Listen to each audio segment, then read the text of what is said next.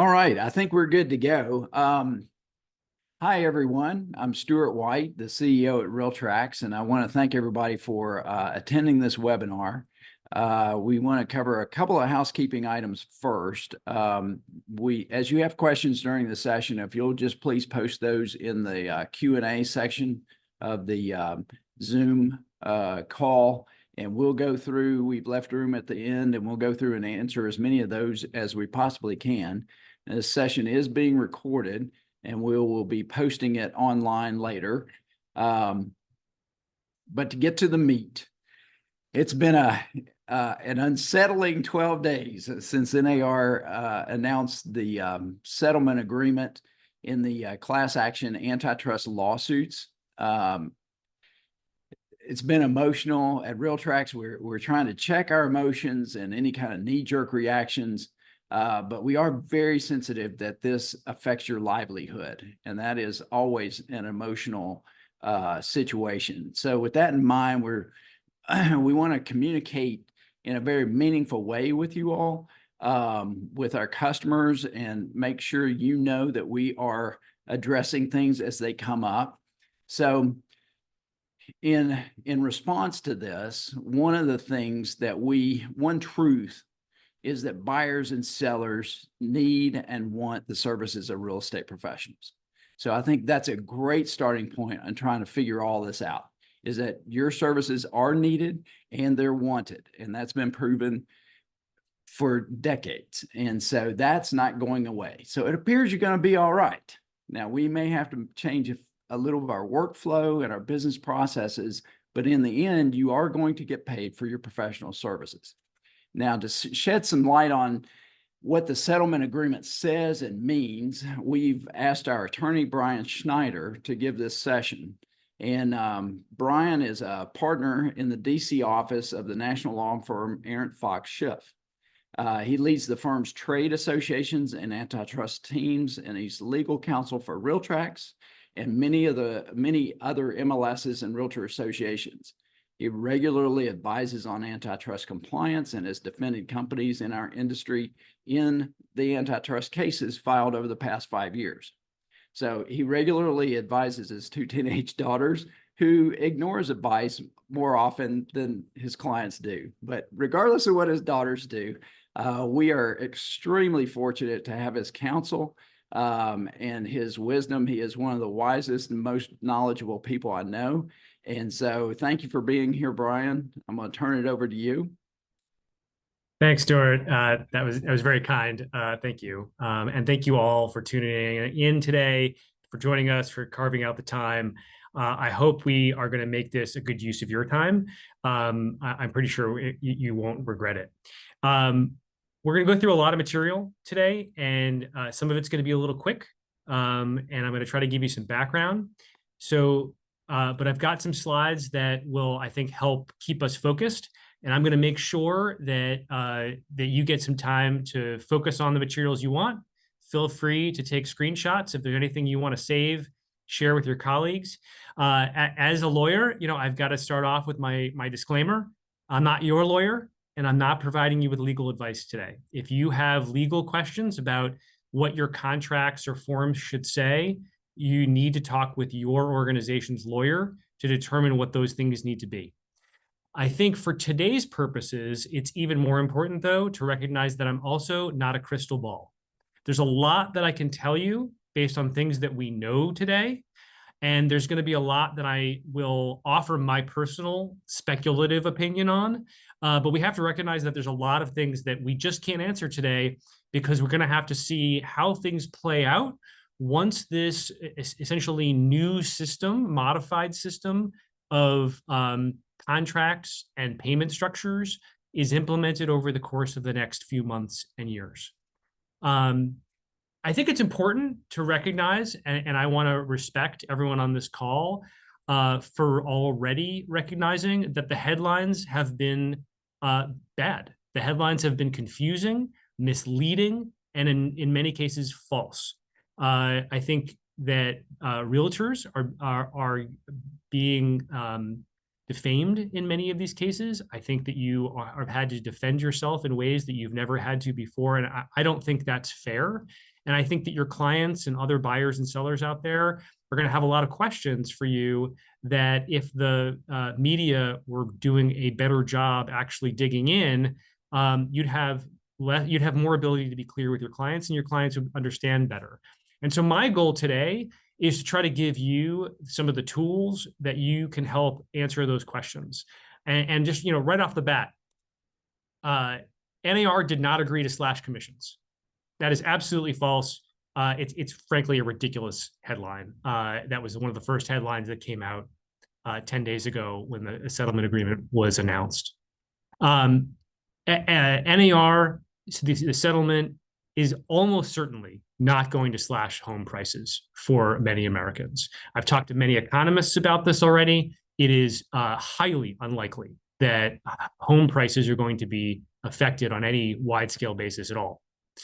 And lastly, the notion that it's going to change how Americans buy and sell homes, not really. Not really. And as you'll see in this presentation, I think you're going to see some pathways for what the settlement agreement actually says and does, where I think you're going to look at it and say, okay, this is really just a matter of changing some of the terminology, changing some of the disclosures and conversations I have with my buyer clients and my seller clients, but ultimately may not materially change how everything works. It's going to just increase a lot of the disclosures and a lot of the detailed conversations you have, particularly on the buyer side, but also on the seller side. So let's talk about it. Big picture. I want to just jump right in before we get to a lot of the details. What is the big picture of what is going on? So the first big thing to keep in mind is nothing is changing right now. There is the rules under the settlement agreement, the new rules, the new requirements will not go into effect at this point until at least the end of August. I know that the July date has been bandied about some, and some folks have been talking about that.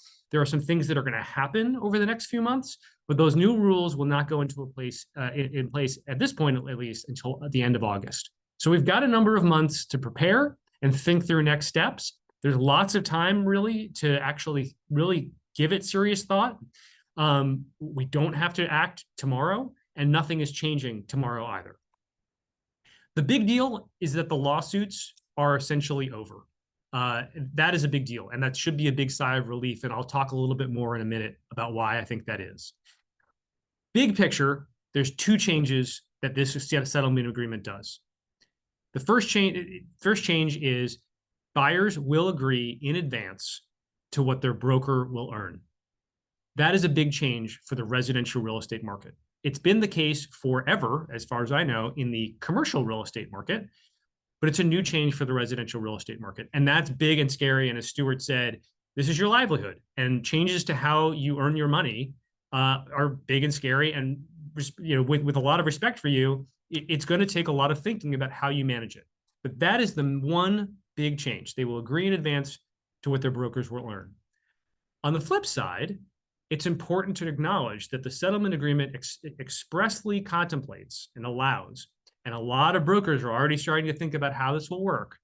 Sellers can agree to pay what the buyers agree their agents and brokers can earn. So just because the buyer agrees to pay a certain amount, agrees that their broker will earn a certain amount up front, does not necessarily mean that the buyer has to pay that out of pocket, because the seller can agree to pay what the buyer has agreed their agent should earn. All right. I think that is, if you take away one thing from today's presentation, it's that concept, how those 2 points work together. All right. We're going to go into it more. There's a lot more I can say on it, but I really want to hit you up front with what I think are the big takeaways.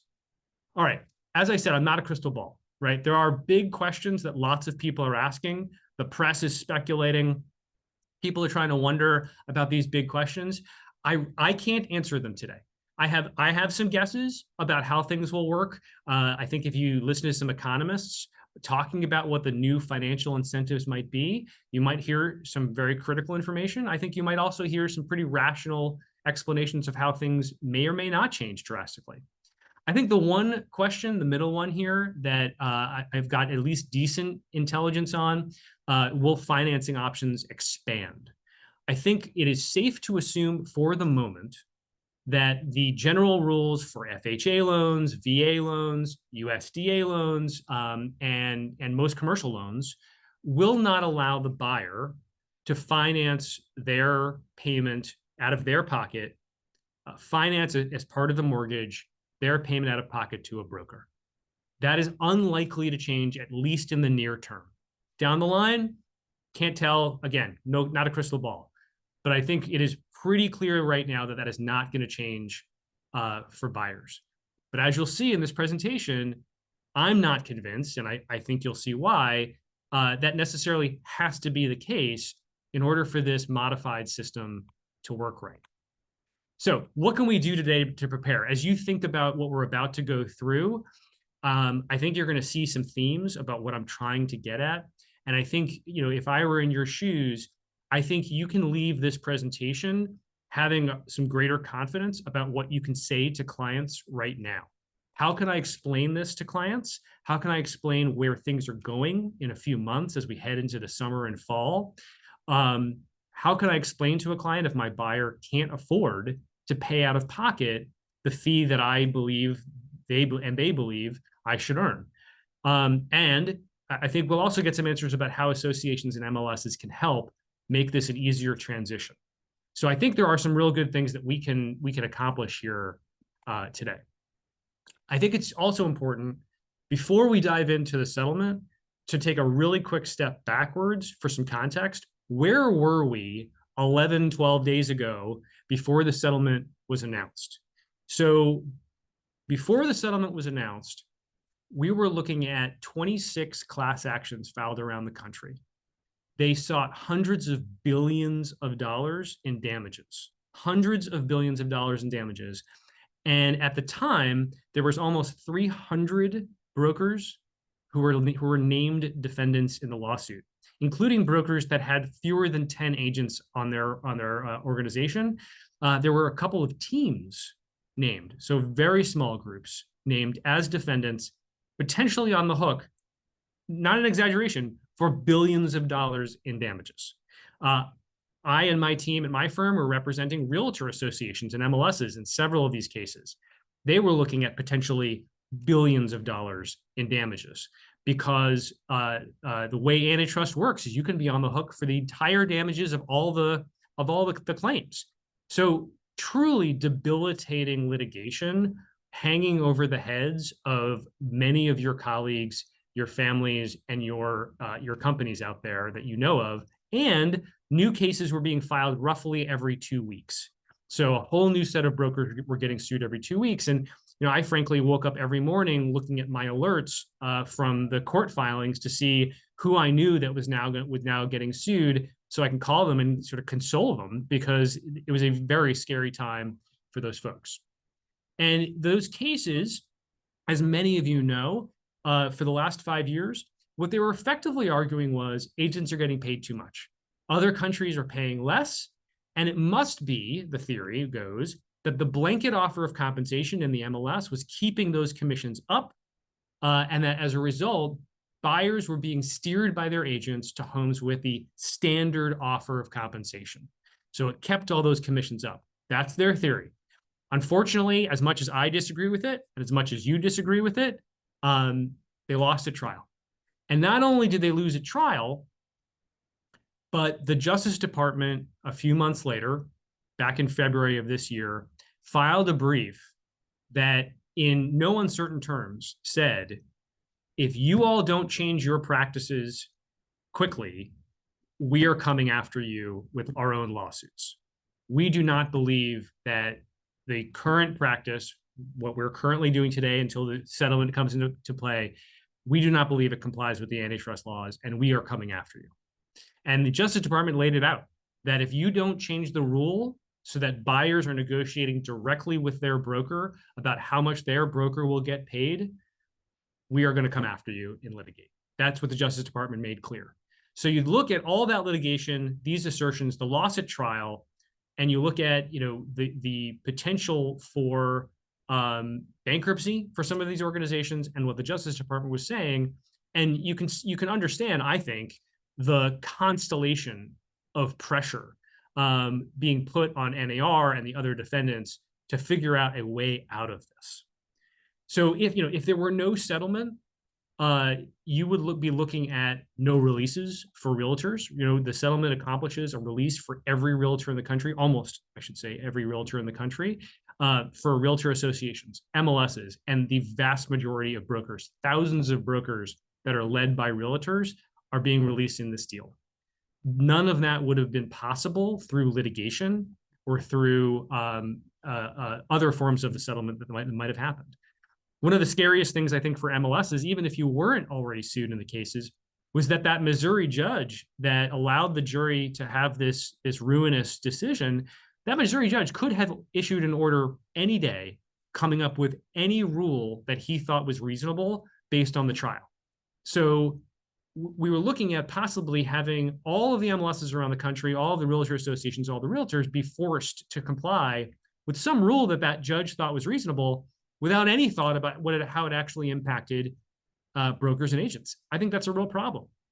And relatedly, if the DOJ's litigation threat weren't enough, the Federal Trade Commission, the FTC in DC, was, we know, ordered by the Biden administration 4 years ago, or 3 years ago, to prepare a rule to change how the residential real estate market worked. They hadn't done so yet, but they still could. This settlement agreement should put the DOJ, the FTC, all the judges' risk. It should put all that on ice. That's what we were looking at as huge amounts of risk that aren't there anymore. And so let's talk for a minute about what does the settlement actually do? It does three things. We're going to go into each of these three in a little more detail. It ends the lawsuits, mostly. It covers the settlement payments, mostly. And it has some new MLS rules. Those are the three things it does. 108 pages of settlement agreement. I just boiled down to you in 3 bullet points. All right, we're going to go into some more detail, but that's the picture. Ends the lawsuits mostly. So we're not quite there yet because the deal still has to be approved. The plaintiffs have to file it in the court. The judge has to review it for what's called fairness. Unlike a private settlement agreement, or if you sue me and we work out a deal to settle, it's confidential, it's private, no one gets to see. In class actions, there's laws to protect the members of the class, and so the judge has to review the settlement deal. That takes months, ultimately. The DOJ might weigh in and provide some insights. Our intelligence right now is that the DOJ is not going to oppose the settlement. The DOJ believes that this settlement solution and the rule changes that are anticipated to come address the DOJ's concerns. We can't confirm that yet. The DOJ hasn't made any sort of public proclamation, but that's our best understanding. Ultimately, the cases are likely to linger for about another year or so before finally being closed out. There's a lot of procedure, a lot of little threads that have to get closed out between now and when those cases actually end. So those 26 cases will continue to exist for quite a while, and you're probably going to see headlines and news about what's going on in those cases. And you might wonder, I thought it was settled, I thought it was over. It is settled. It is moving towards being over, but it will take another year. NAR covers the settlement payments. So there's nothing due from realtors, realtor associations, realtor association-owned MLSs, and in thousands of brokerages around the country. They are all released by the settlement agreement, meaning that they can't be sued for any of the claims that had been pending. They can't have a new lawsuit against them. If this gets approved, all of those entities, all those people are released and can't be sued, with two important exceptions. So there's a couple of groups that have to opt in to the settlement and pay some money. So there are broker-owned MLSs, so-called non-NAR MLSs, that have to pay money if they want to be released in that claim. And the top roughly 100 firms, someone told me it's 94 firms, but the largest brokerage firms in the country that had over $2 billion in size in 2022 they also have to pay in and negotiate a resolution to be included in those releases. I know a lot of folks who are very frustrated by that carve out. I get it. It's not nice to have to spend a lot of money. I understand from NAR that they have said this was the best they could do, that the plaintiffs were not willing to accept a release from those large firms because the plaintiffs said, well, those firms have money. Let's go, you have to let us go after them. And NAR tried to get them out and couldn't. That's I think what NAR is saying to folks, and I have to believe them. The last one is BHHS, Berkshire Hathaway, Home Services of America. Those entities, they are one of the 4 large franchisor companies that were included in the litigation since 2019. Everyone else has settled that was included in the original cases. Berkshire Hathaway and its entities are the last remaining defendant. The plaintiffs, in fact, just sued the parent company to try to go after the big Berkshire Hathaway dollars. It remains to be seen whether Berkshire Hathaway and Home Service of America and all of its affiliated brokers and local entities, whether they'll continue to litigate. They may, and they also may settle. We'll be watching for that. All right, now we're going to turn to the MLS rules. I know this is what a lot of folks are really critically thinking about and trying to figure out how it applies to their life. Again, 108-page settlement agreement. I'm going to boil it down to you in 2 slides. This is the time if you want to do a screenshot or a picture. These are your 2 slides. All right, let's start. There's 2 things that the MLS rules do. The first one is it says every buyer who is represented by a broker has to have a contract with that broker before being taken on a home tour. Every buyer has to have a contract with their buyer broker before being taken on a home tour. Now, that's not applicable if a buyer shows up at an open house. They're not being taken on a home tour by their representative, right? So I'm representing a buyer. If I'm about to go take them on a home tour, I need to have a contract with them. In many jurisdictions around the country, in many states around the country, that was already the law. And so there are some places where people are used to something similar to it around providing early advice to someone. You had to have a contract. But here's where the real key point is in this new contract requirement. That contract has to say what that broker is going to earn. And it has to say it in what the settlement agreement says is an ascertainable amount. So it can't simply be, I'm going to earn whatever the other side agrees to pay, or I'm going to earn an amount to be agreed upon at the closing table, right? That's not ascertainable. But it could be an hourly rate. It could be a percentage. It could be a fixed number. It could be a variety and combination of things. I think this is one area that merits some real critical thinking. And also messaging. How are you going to communicate and explain your value? And how are you going to communicate how your rates work? That's a new conversation, I think, for most of us with our buyer clients. Some have been having this conversation, most have not. And I think we all need to get used to that concept of being able to explain why it is that we're getting paid as buyer brokers, how we earn that money, and what exactly we're going to get paid. So you can't make that number an open-ended amount, as I said, and you can't be paid in the transaction more than what you agreed on in the contract with your buyer client. So you've got to be able to disclose that compensation amount.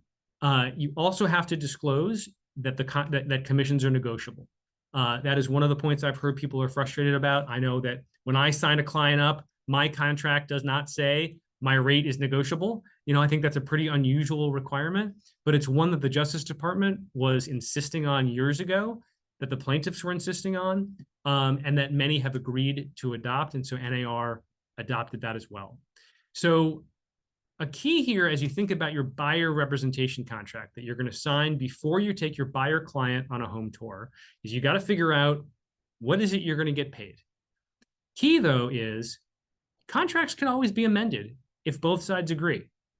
So if you agree to one rate and later on you determine that you're going to charge less or more, your contract can be amended, just like any contract. And there's no restriction on that in the settlement agreement.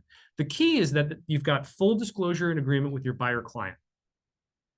So That's buyer representation contracts. Now, how's that going to work in the whole sort of mechanic and flow of funds of the deal?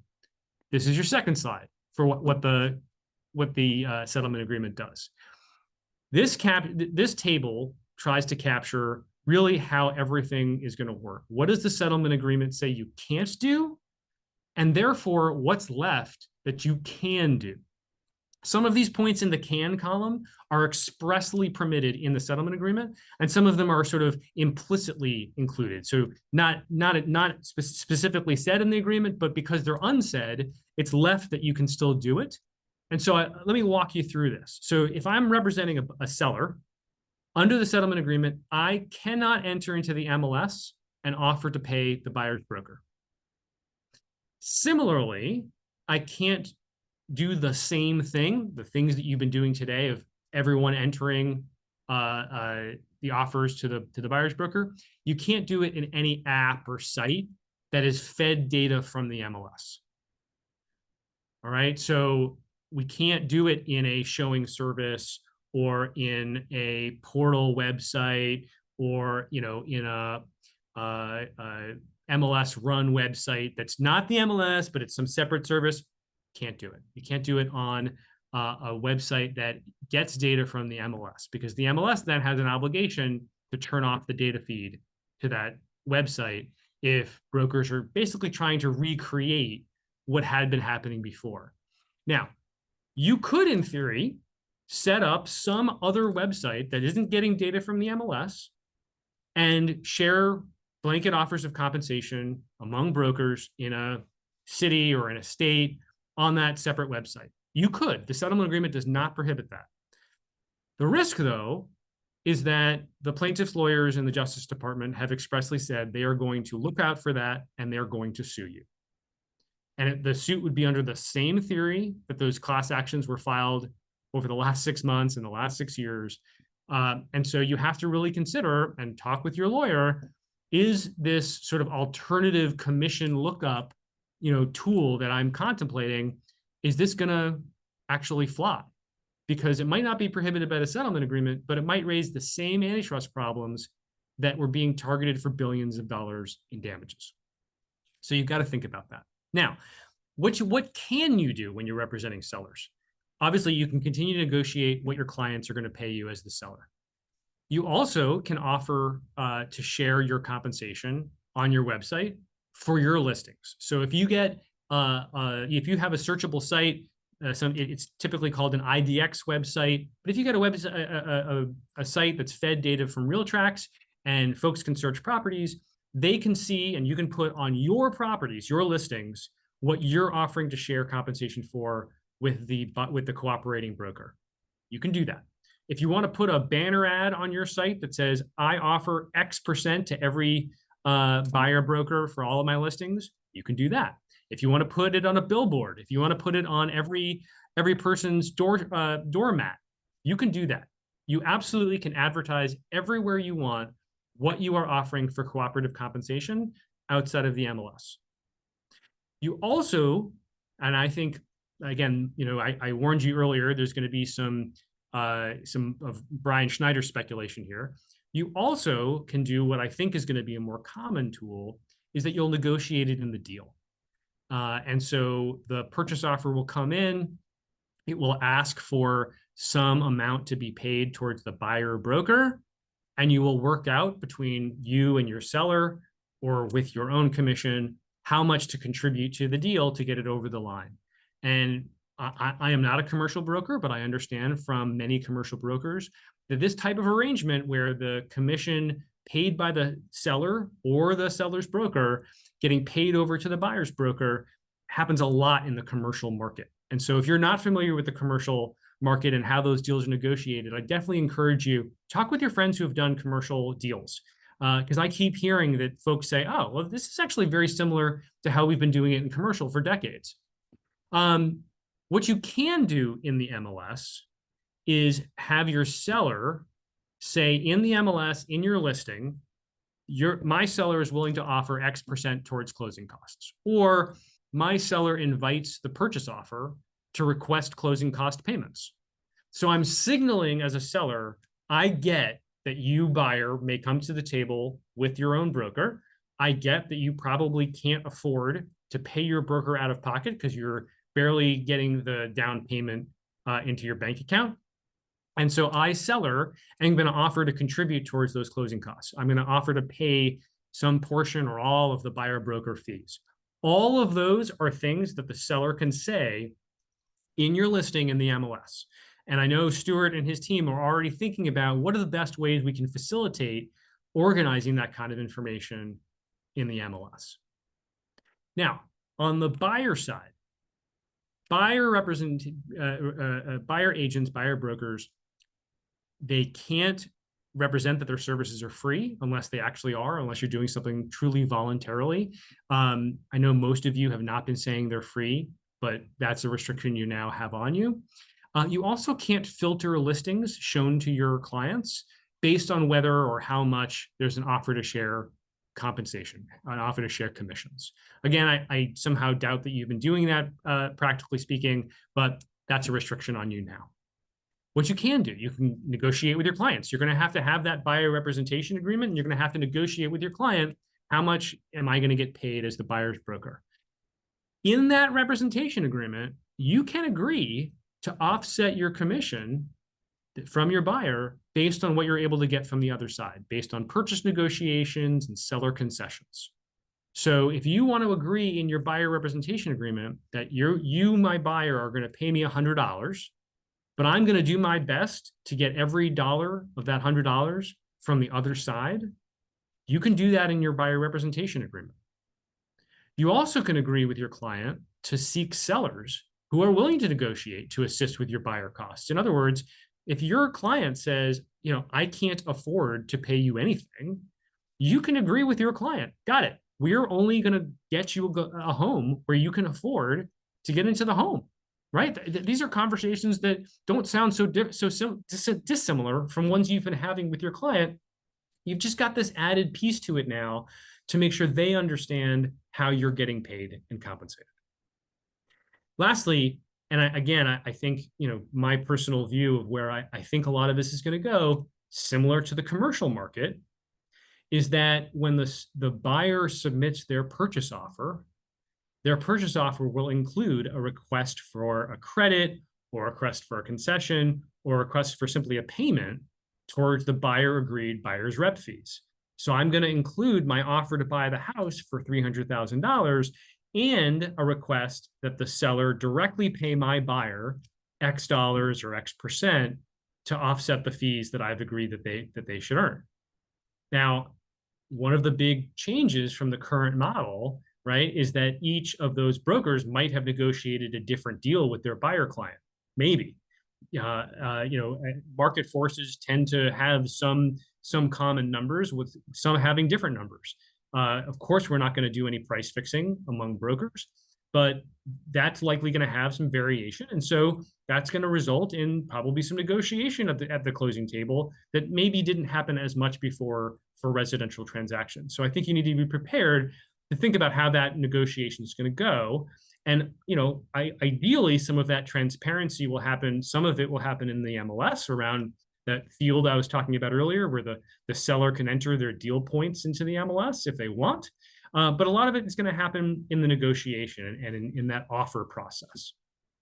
All right, so that's what the settlement agreement covers.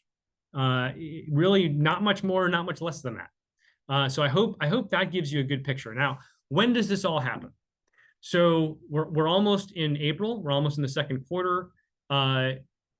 What we're going to see, there's a hearing at the end of this week before a panel of federal judges deciding whether to consolidate all those 26 plus cases into one case before one judge. And it is very likely that those cases will be consolidated before one judge so that one judge can oversee the process of implementing the settlement agreement and getting those last threads that I was talking about earlier processed and resolved so that the cases can be dismissed. And the next step for whatever judge it is that's overseeing it, the judge is going to have to hold what's called a fairness hearing. The judge is going to have to consider, is this deal fair to the class? And I will tell you that it is very, very common for judges to approve a comprehensive, complex, high dollar settlement like this one. It's very unusual for the judge to reject it or modify it. It happens, for sure it happens. But it's much more likely that the judge says, yes, this is a fair deal for this class. Now, over the course of the next few months, once that process starts, we're going to see the new rules come into effect. As I said, August-ish. It could be a little later. And in that process, you're going to have the MLS systems updated. We're going to take that offer of compensation field away for sale homes. And there might be some new fields to think through around seller concessions or other things that would be valuable in the deal. Forms are going to likely be updated. I'll admit I don't practice in Nashville with brokers, and so I don't know or in Tennessee, I should say. I used to live there, but I don't practice that there as a lawyer, and so I don't know what your forms look like necessarily. It may be that the forms don't need a lot of changes, but I'm guessing they probably are going to want to have some. So that's going to be a process over the next few months. As we get towards the end of this year, there's going to be this process in the court for folks to comment on the settlement. This happens in every large class action, from tobacco to asbestos to drugs. All of the class actions you get notices about in the mail. Those notices are going to start going out this spring, and folks are going to be able to respond, yes, I'm opting in. I'd like my easy check, please, from this settlement fund. Some people may opt out. They're going to check the other box and say, nope, I don't want to be part of the class. I don't want my easy check. I'm going to hire a lawyer, and I want to be able to pursue my own claims. Undoubtedly, some people will opt for that. It happens in every class action. And those claims will likely then later on be settled and resolved by whoever they decide to sue at a much smaller basis, because it won't be a class action. It'll only be an individual private action. Judge doesn't have to review those settlements. The damages are much smaller, and so those ought to be resolved if some folks opt out at their own peril, because they may get nothing if they aren't able to convince the other side to settle. Towards the end of the year, we'll see a final approval of the deal, and then most of the cases will be dismissed. Again, I'm going to bet that it'll be by the end of the year, but maybe first quarter of 2025. So that's what we're looking at. This summer, rules, end of the year, early next year, everything starts to actually close out and we get to move on. So what's next? As I look at it, there's kind of some big picture, strategic what's next, and there's some little picture, more detailed what's next for us. Big picture, I think we have to recognize that this is going to be challenging. Any major change like this, where you have to sort of rethink how you talk with your clients about a deal, is a big deal, right? You've been doing it the way you've been doing it for years, and now we have to change it. We have to re-educate clients on the buyer and the seller side how to think about things. And I think folks are going to be rethinking how they do business. And so, I lay out here a few things to consider in your own business. Every one of you is an entrepreneur. What are the new incentives that are there for clients and brokers and your competition? How are people likely to respond to this new dynamic where the buyer is negotiating their deal with their broker in their contract? What kind of messages are people going to be getting, and how do we respond to that as a competitor? And how do I advise my seller about how to respond to that as well? And I think embedded in that is thinking through, is this an opportunity to freshly describe your value? And that goes for brokers, agents, MLSs, and associations. How will your customer or client relationships change as a result? I think there's a lot of opportunity for it to be better, but I could definitely see some risks here around establishing your value and making sure people understand why it is that you earn what you earn. And that's never a fun conversation, but I think if you can communicate it, you're going to be the winner here. And I think lastly, and this is my little plug, working with RealTracs, what can the MLS do to make this easier for you? This webinar is just one step in the right direction. What are the other things that RealTracs can do in terms of its processes and tools to help this system, this new sort of negotiation process, just be smoother. I think more specifically, there's going to be two things, right? There's going to be, how do we enhance our forms? How do we enhance the messaging we have in those forms? Can the value of the agent be emphasized in those forms? I think, a lot of these forms have been edited and edited and edited a lot by lawyers over the years. And so, again, I don't know your forms well, but some I've seen in some other states are practically unreadable. They're so not user friendly. They're very long. There's a lot of lawyer speak. If you're going to update these now and you're going to be going through them in more detail with your clients, now is a good opportunity to think, is this a readable document? Does this actually show the value that I'm bringing to the table in a way that I'm proud of, as a document that says, yes, hire me and sign here? I tend to advise my clients as they think about their contracts, what message does your contract send? On the MLS side, there's going to be a lot of thinking for the MLSs about how to describe seller deal points in the system. So if we take away that offer of compensation as a blanket offer in the MLS and we replace it with some other pieces around the seller, either offering a concession, offering a credit, offering a signal even that they're willing to offset their sales price, just come to me and explain to me what you need. We need to think through how that actually works in the system so that folks understand as a buyer and a buyer representative how to advise your clients about how to come in with the best deal. We also, frankly, we don't want 1,000 text messages and phone calls for every house that has to get answered to explain how the concessions or the commissions are going to go. That's just not efficient. And so figuring out how that might work in the deal is going to be helpful.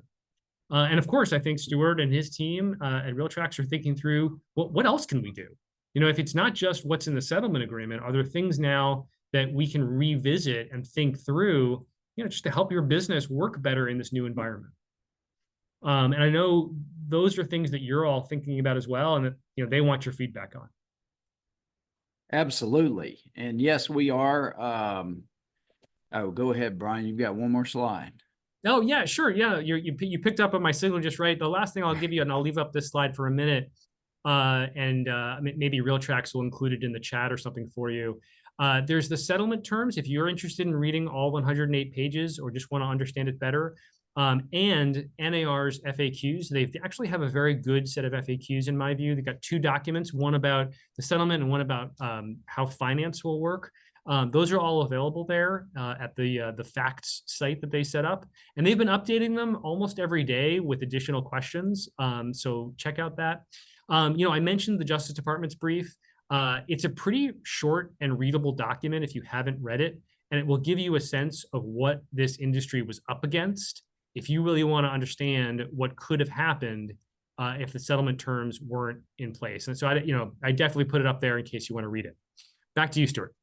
All right. So thank you so much. We've got a ton of questions, but yes, we are actually looking at how to formulate a seller's concession field and what's the best form for that, and also some deal points through the transaction process that might help facilitate some of this communication so that it is not I've got this listing to show.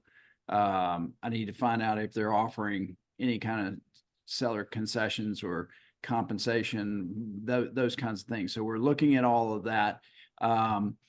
We are also, we know that the forms are going to become a real key point in tracking that workflow. And so we're looking at integrating other platforms for forms management into the system. I know that the state pays for transaction desk for all the realtors in the state, but there are a large number of brokerage firms who choose a different platform. So we're looking at trying to help facilitate that workflow in that standpoint too. So we're going to go through these questions pretty fast because I think that most of them you've answered, but the first was, can we use a sign writer to list commission to buyer's agent? Can you use a sign writer? Yes.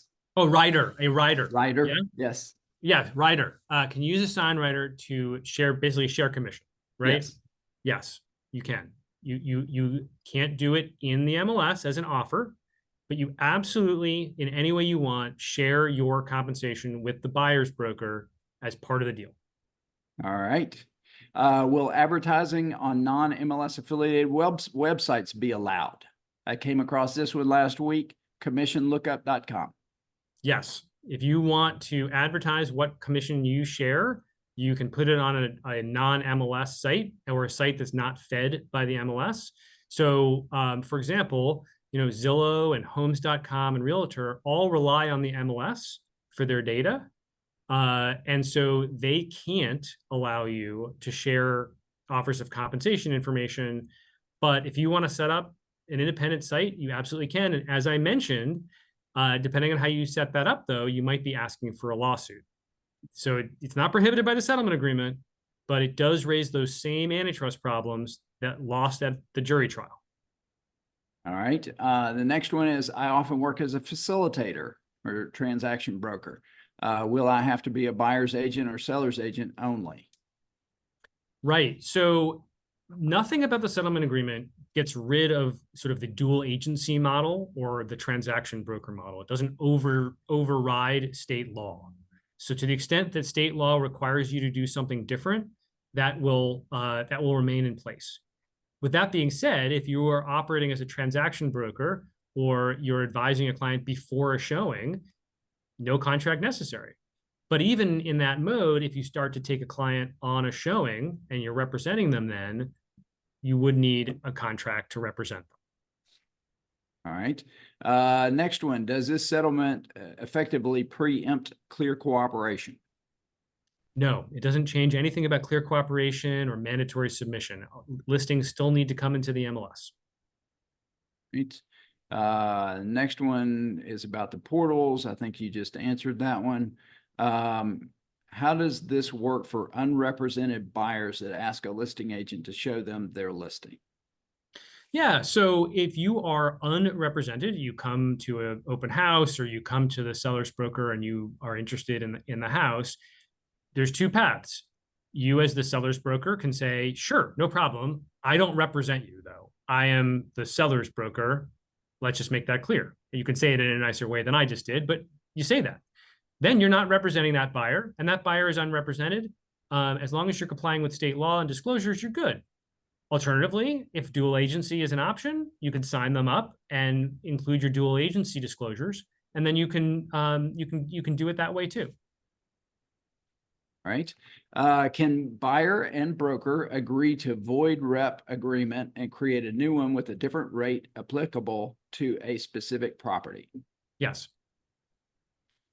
All right. The next one is one that probably we can't answer. Is 3% of home price considered ascertainable? Yeah. So, I mean, more broadly, any percent, any fixed number, or any percent of the home price is an ascertainable number. That's exactly what the settlement agreement contemplates you might do as an option. Okay, so the next one is regarding NAR settlement. Does nearly all brokerages include brokerages without any sales during the lawsuit timeframe? So I'll answer it a little more broadly than that. Any brokerage that is led by a realtor principal that isn't one of the top 94 brokerages in the country is covered by this settlement agreement. So even if you had no sales during that time, as long as that brokerage was led by a realtor principal, you're released in the agreement. Okay. The next one regarding the buyer rep contract. Do you see a one-time showing agreement document for people in a starting or less committed relationship? Also, will sellers agents need to have a document signed? And well, in order to show, and we already answered that one. So, so do you see a one-time showing agreement document? So not so much do I see one, but I think it's permissible. So if that's something that you want to offer to say, hey, I'll take you on a showing and here's what I'll charge, maybe the charge is zero. Yes, you absolutely could do that. The next one is a loaded question. What happens if you do show a property without having the signed buyer's rep agreement?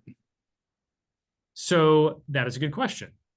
Unlike most of the sort of environment you might have been dealing with for the last 30 years, it's not a violation of the NAR ethics code.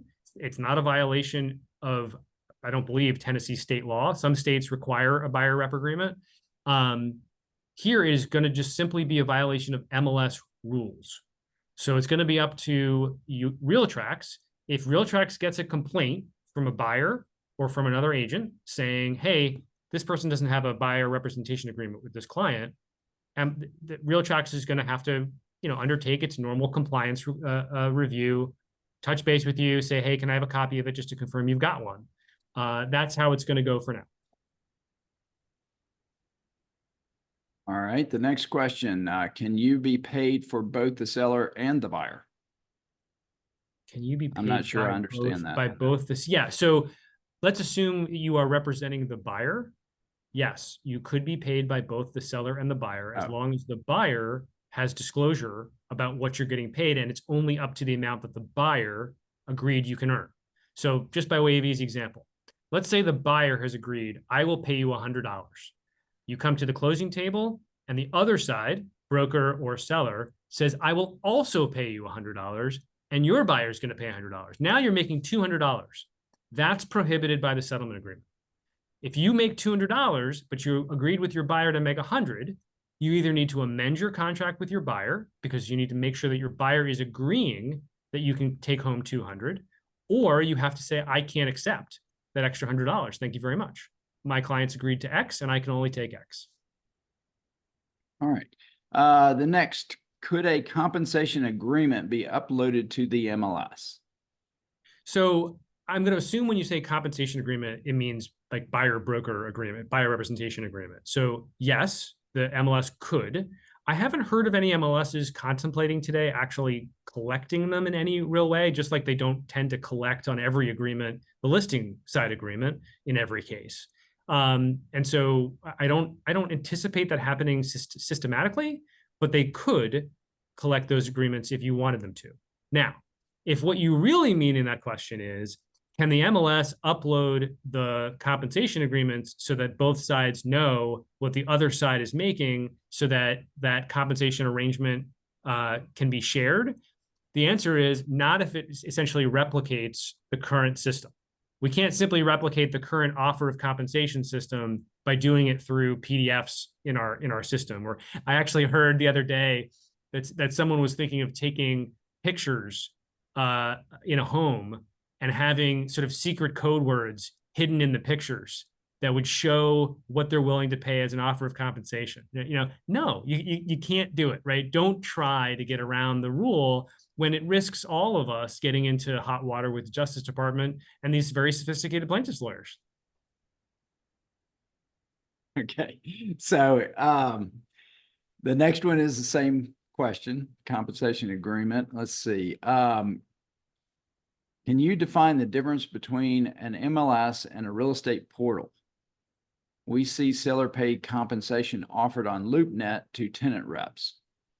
Yeah, so I mean, LoopNet being used for commercial, right, as a general matter. And so remember, this agreement only applies to residential real estate and the sales of residential real estate. So I should say, it doesn't apply to commercial.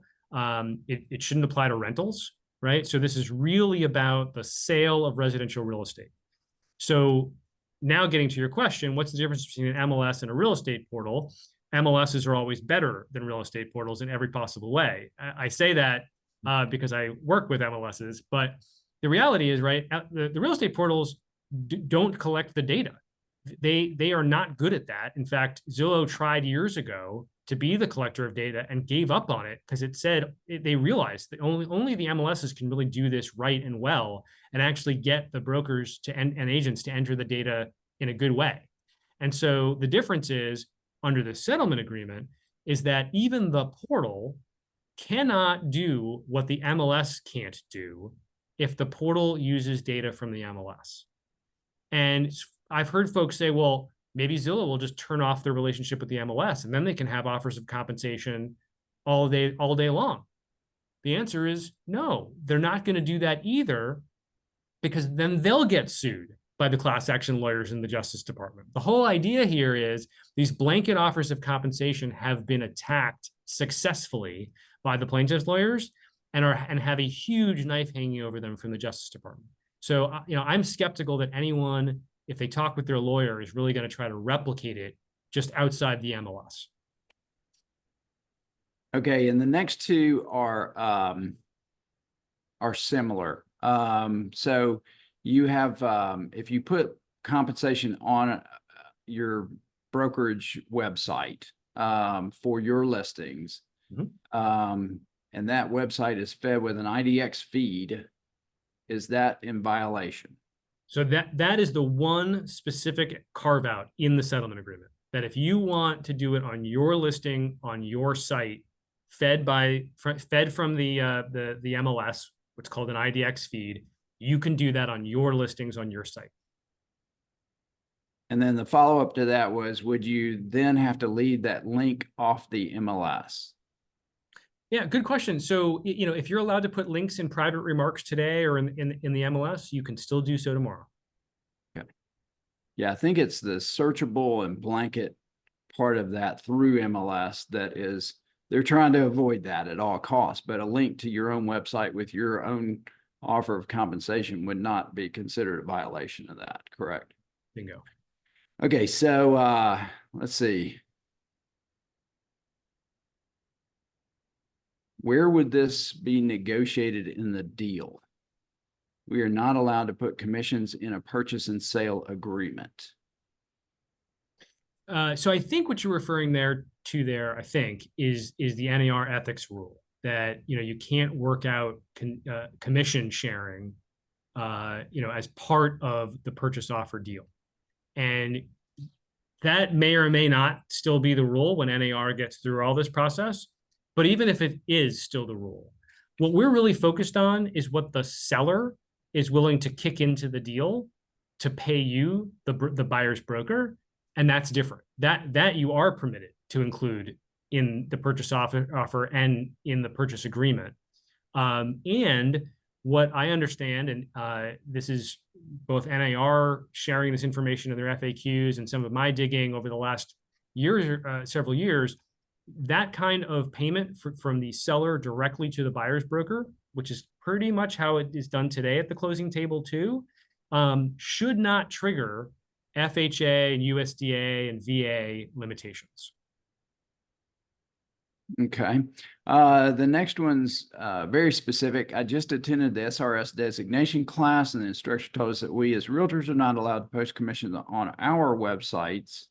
However, our brokerage is allowed to. You are absolutely allowed. If you have your agent website, kind of like your broker website, as long as it's overseen by your broker and your broker says you're allowed to, the settlement agreement allows you to do it too. Okay, and the next one, because we've got about one more minute, and then we will take the rest of the questions just for those who we didn't get to, and try to aggregate those and answer those and post them with the video link. So sure.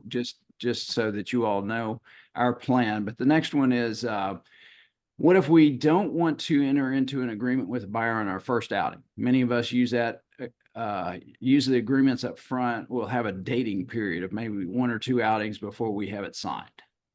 So I think the answer is you can still do that, but you're going to have something in writing with them that covers how you're going to get paid. And if the answer is, here's my 1 or 2 outing contract and I charge nothing for this, great, put it in writing. Okay.